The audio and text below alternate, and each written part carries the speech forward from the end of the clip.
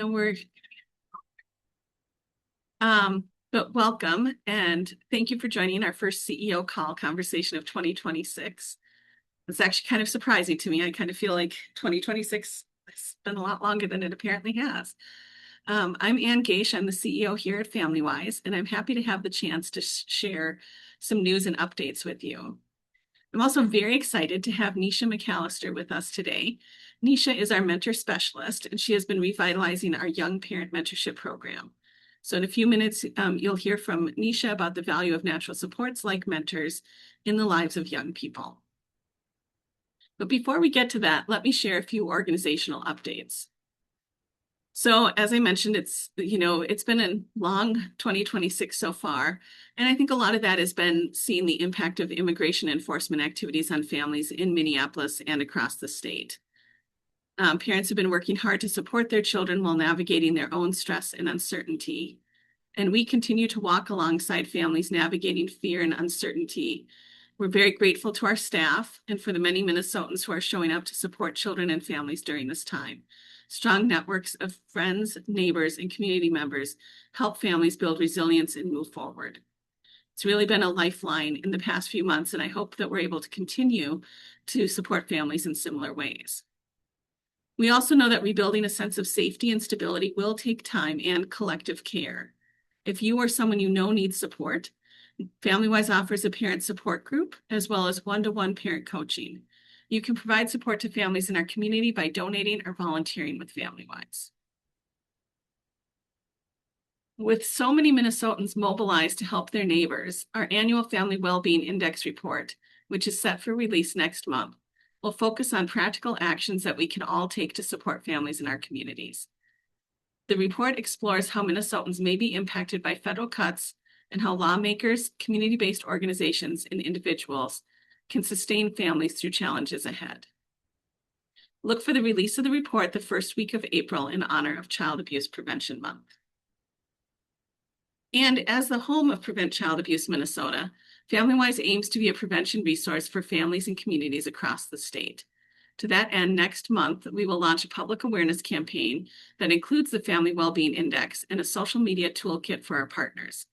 We will also be shining a spotlight on advocates for families through our annual Pinwheel for Prevention Awards.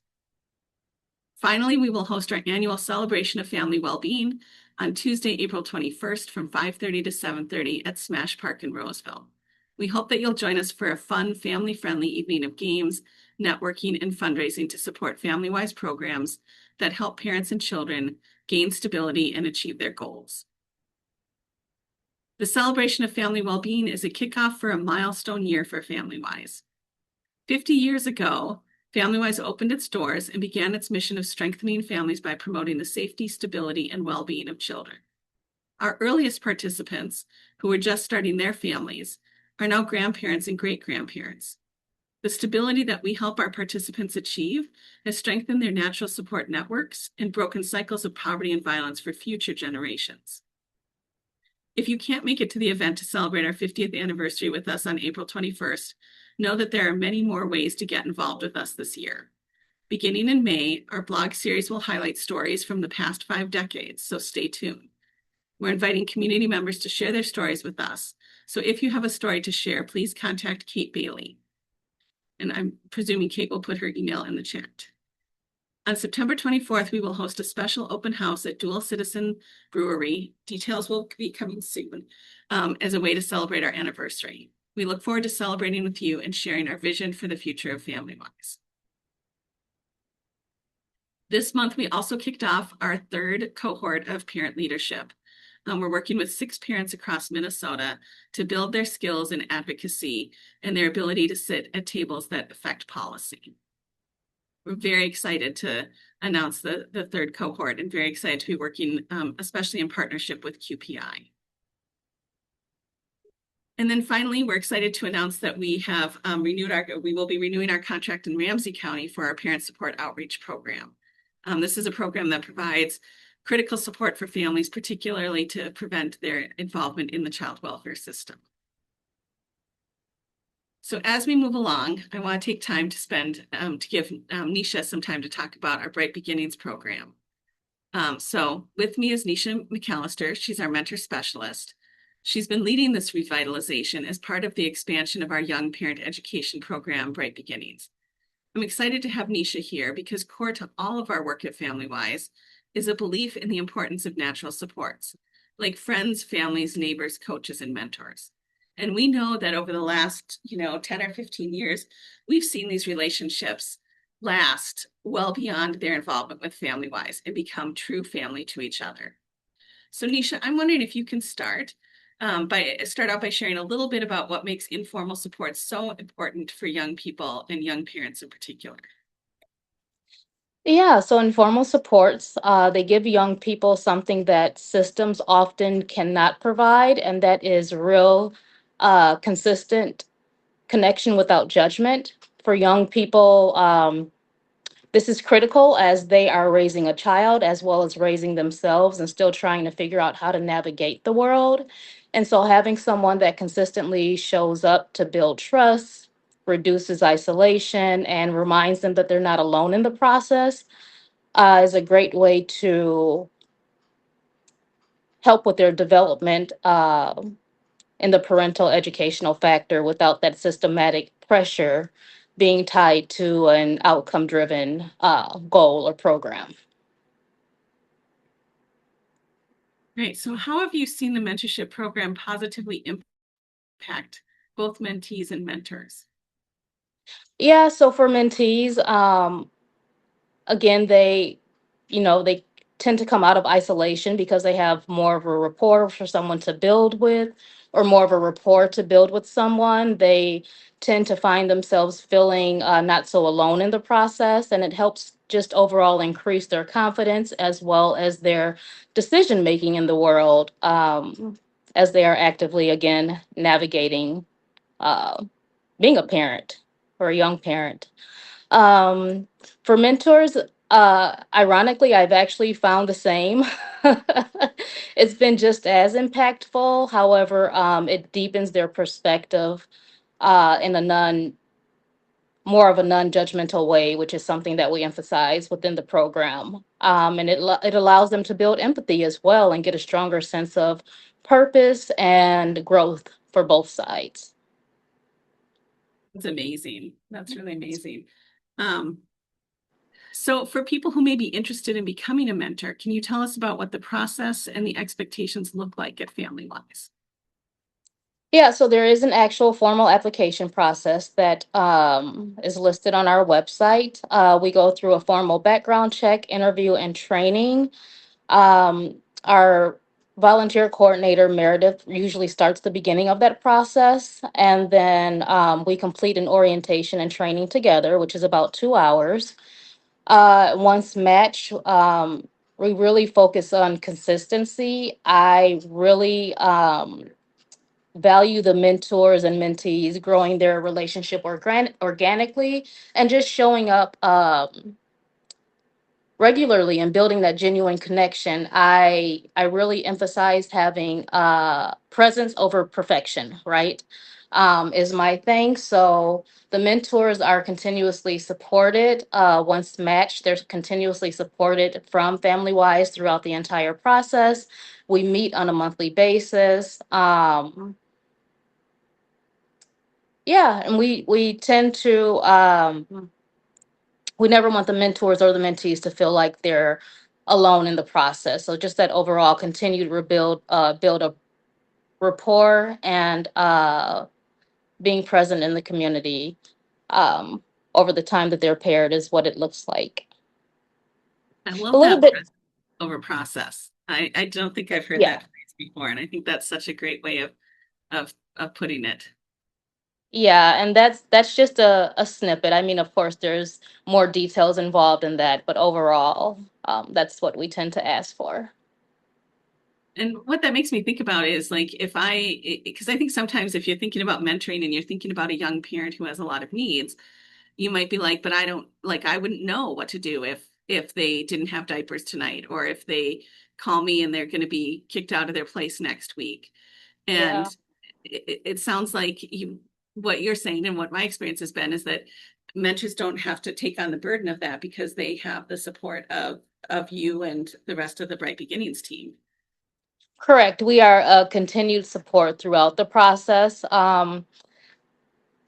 There's actually like in a packet that was created for the program, there's actually a listing of what to do in crisis or resources to handle the situation. But as well, I'm also always available to help when a crisis comes up and to help with resources as well. So that's the importance of continuing that contact with the mentors throughout the process, just to build that rapport, to know that just as the mentees lean on them, that they can lean on us as well for support.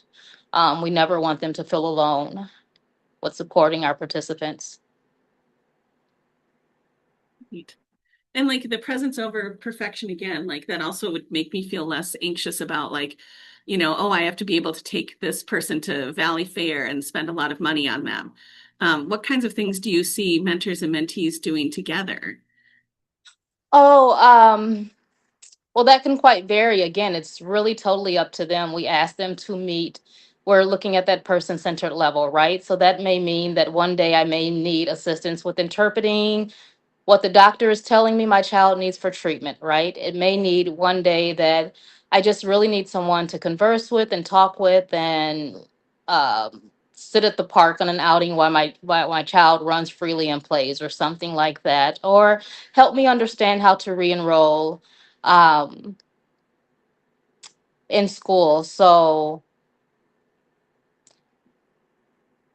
So it can be yeah, fun I things feel and supportive things as well as like things it's that help you get to your goals. yeah, it's not just purely focused on I don't want to say superficial, but we want to ensure that we're providing that parental education part of it as well. So, we offer free resources as well of things to do within the community, as well as when we have certain programs going on or events with Bright Beginnings, we invite the mentors or mentees into that as well. So that again, we can add that uh, cohesive family build, honestly, is what we want them to feel. So yeah, it's more than Valley Fair trips. We really want to nurture that relationship and hopefully have it exceed beyond the time limit that we ask for with the mentors and mentees.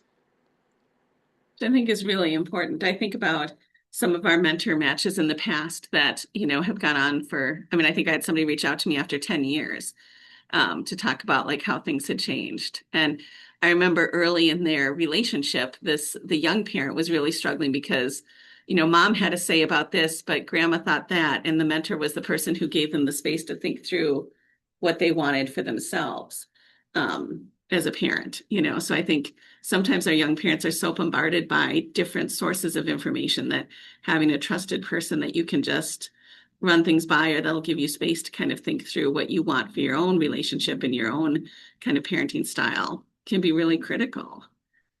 I do see that, and I also see the mentors as well as being a buffer as well for what our mentees face in the community. Right, there's that extra level of protection as well.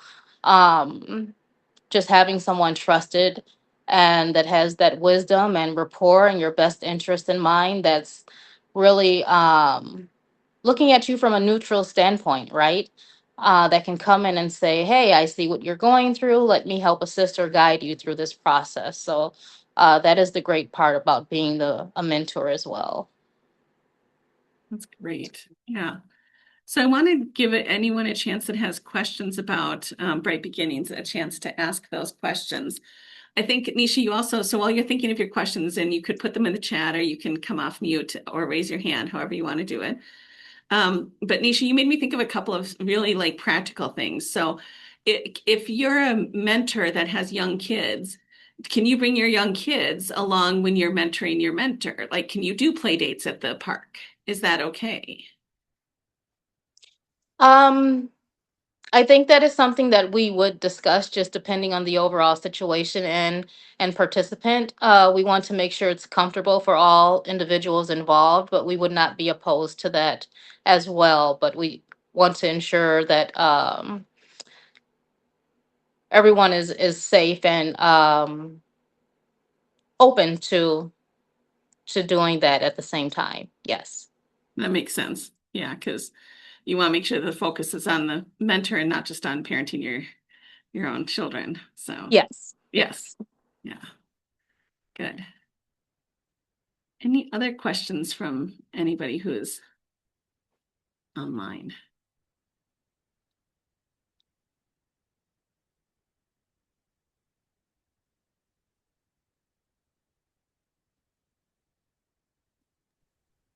Could you say a little bit more about how you get mentors and mentees all together? Like I thought it was so cool when you talked about sort of the family aspect. So I know Bright Beginnings has a number of different kind of activities throughout the year. Maybe you could share a little bit about those get-togethers.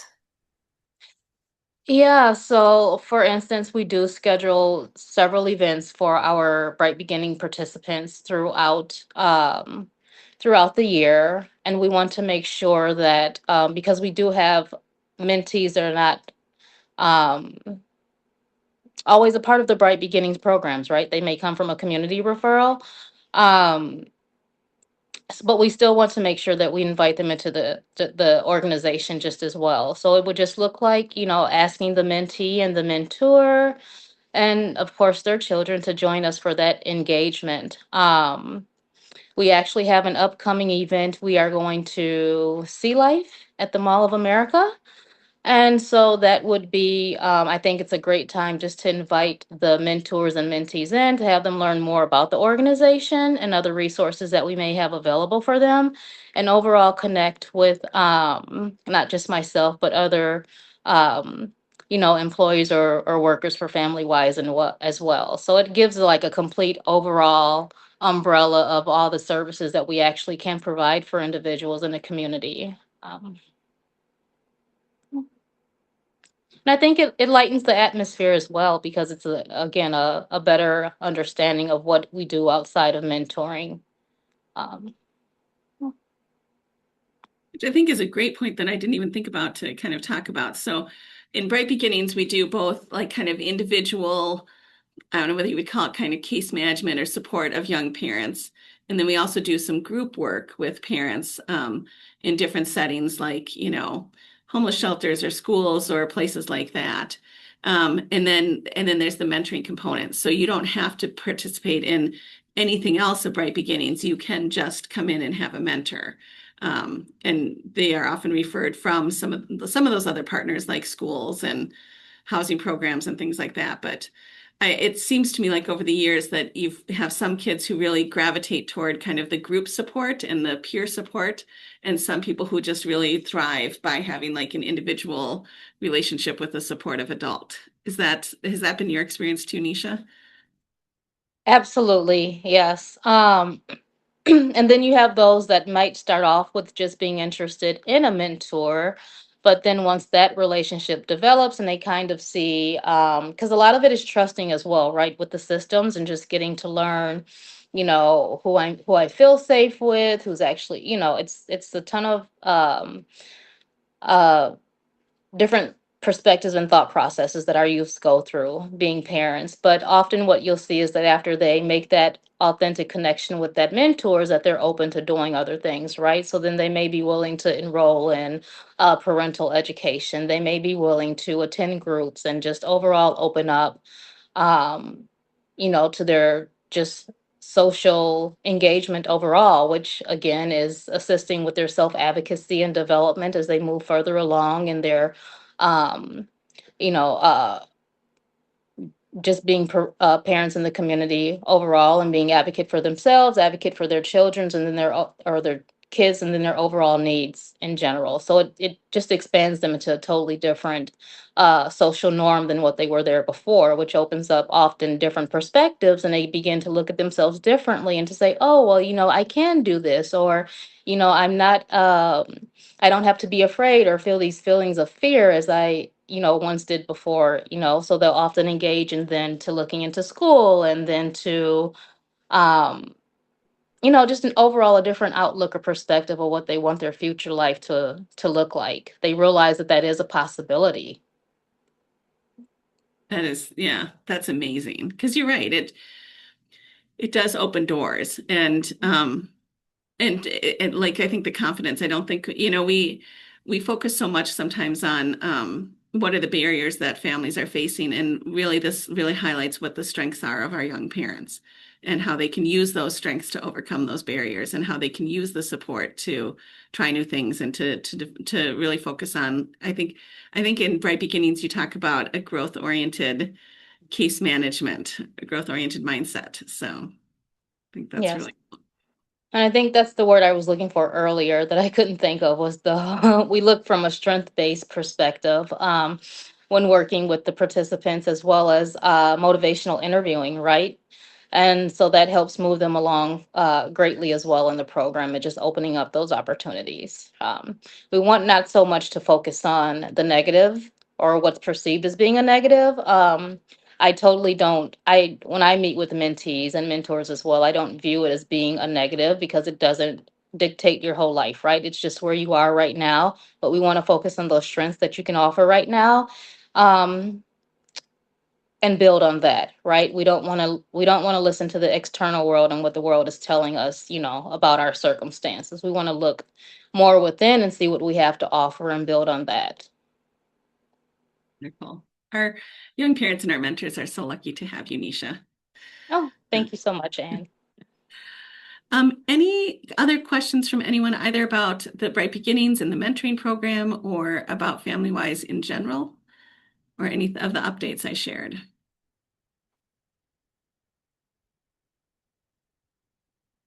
I think one thing that I would like to do is just sort of seat.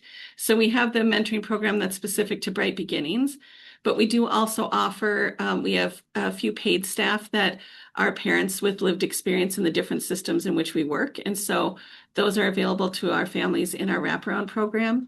And then through our Circle of Parents group, which, we referenced earlier as the parent support group that's available to parents across the community, those groups are all also volunteer and parent-led. So this kind of sort of space, I would call it like a third space between kind of a formal and informal support, is something that kind of is a crosswalk through a number of our programs. So it's really fun to see how intentional and specific it is with Bright Beginnings and how it does have these long-lasting impacts. So,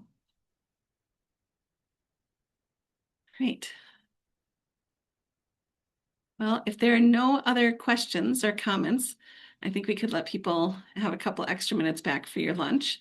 I just want to thank you all for coming today. It's been a pleasure to have a chance to share those updates with you and again, to kind of highlight one of the programs that I think is so impactful in the work that we do. So thank you, everybody, and have a great day. You.